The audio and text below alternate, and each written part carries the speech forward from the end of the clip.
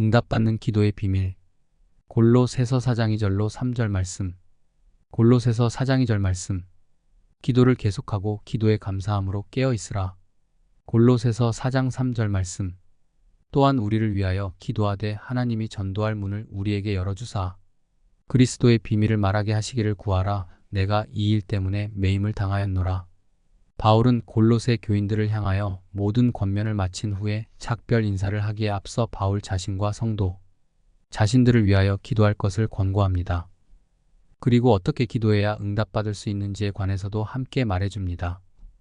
성도는 기도를 통해서 하나님과 교제하며 그에게 나아갑니다. 기도가 없이는 하나님을 기쁘시게 할 수 없고 성도 자신에게도 만족이 있지 못합니다. 따라서 성도는 올바른 방법으로 하나님께 기도하며 그와 교제를 나누어야만 합니다. 어떻게 기도해야 하는지 함께 살펴보겠습니다. 1. 신실한 기도해야 합니다. 기도를 항상 힘쓰고 2절. 이것은 기도 생활에 몰두하라, 견고하라, 떠나지 말라는 뜻입니다. 초대교회는 이와 같이 항상 기도에 힘썼고 열심을 다했습니다. 그러나 오늘날 성도 중에는 간혹 기도할 뿐이거나 아니면 아주 기도를 잊고 사는 사람이 많습니다. 혹은 하고 싶다고 느낄 때나 위기가 닥쳤을 때만 기도하는 성도가 대부분입니다.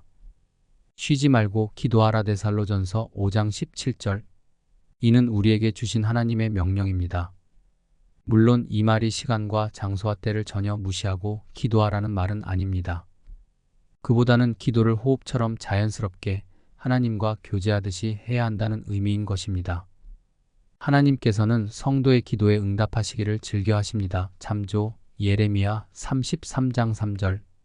다만 하나님께서는 때로 우리의 믿음과 헌신이 성장하고 적당한 때에 그분의 목적이 성취되도록 하시기 위해 그 응답을 늦추시기도 하십니다. 하나님께서 응답을 늦추신다고 해서 항상 하나님께서 거절하신다는 것은 아닙니다. 우리가 항상 기도에 힘쓸 때 우리의 마음은 하나님께서 주실 응답을 받도록 준비됩니다. 2. 깨어있는 기도해야 합니다. 응답받는 기도는 깨어 기도하는 것이어야 합니다. 깨어 기도하라는 말은 성경에서 자주 사용되었습니다. 이 말은 느헤미야가 예루살렘 성벽과 성문을 재건할 때 처음 사용하였습니다. 우리가 우리 하나님께 기도하며 저희를 인하여 파수꾼을 두어 주야로 방비하는 데 느헤미야 4장 9절. 뿐만 아니라 예수께서도 깨어 있으라. 마가복음 13장 33절. 시험에 들지 않게 깨어 있어 기도하라. 마가복음 14장 38절고 말씀하셨습니다.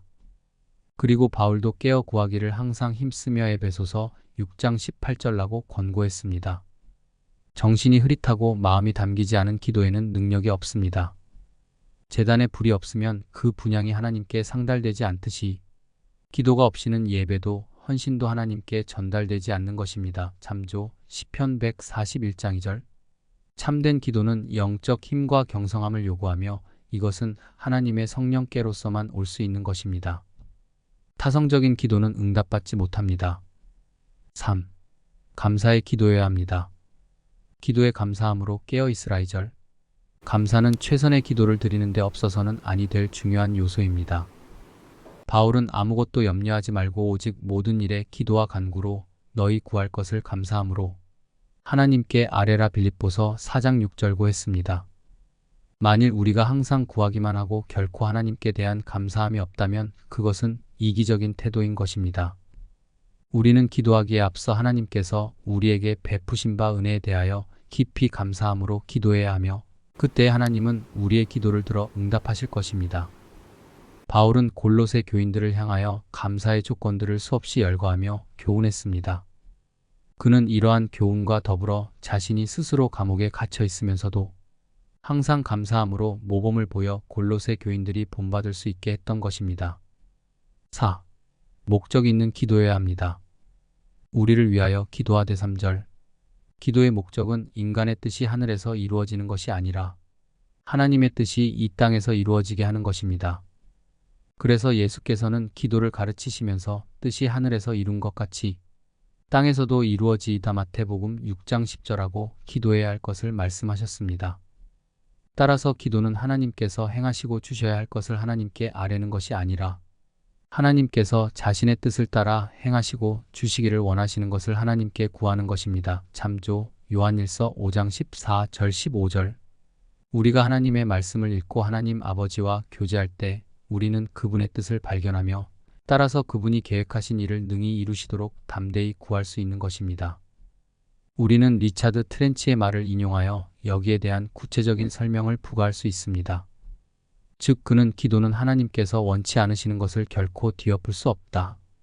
기도는 하나님이 기뻐하시는 것을 붙잡는 것이다 라고 했습니다. 이와 같이 우리의 기도는 목적이 확실해야 하며 목적이 없거나 막연한 기도는 응답받을 수 없는 것입니다. 그러므로 응답받는 기도를 하려면 구체적이면서도 하나님 중심적으로 기도해야 하는 것입니다.